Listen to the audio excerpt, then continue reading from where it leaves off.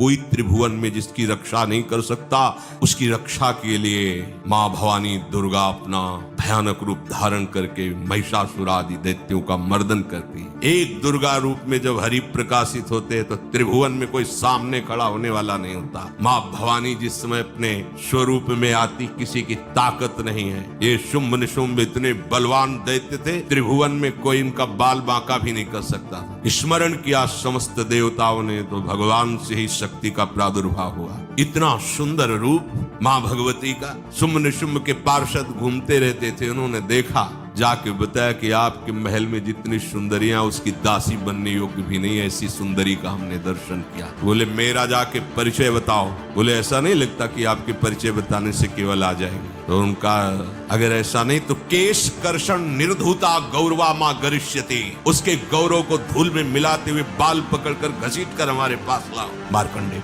उनके पार्षद गए और बताया हमारे मालिक शुंभ निशुंभ है, उनका आदेश है कि आप महल में चलो और आदर सहित, अगर आप ऐसा ना करते हैं तो मैं आपका निरादर करते हुए बाल पकड़कर घसीटते हुए ले जाऊंगा। देवी जी ने मुस्कुरा दिया और कहा अपने मालिक से कह दो जाकर के कि हम उसी की आज्ञा पालन करती जो हम पर युद्ध में विजय प्राप्त करे। वो जाके बोले हाँ वो तो मतवाले, त्रिभुवन में कोई जोड़ ही नहीं था। आए और उद्दंडता पूर्वक वचन बोलने लगे। माता जी ने कहा बस तब तक बोल ले जब तक मैं मधु का पान कर रही हूँ, बस ये पान करते ही तेरी जीवन लीला समाप्त हो जाएगी। ऐसा ही हुआ।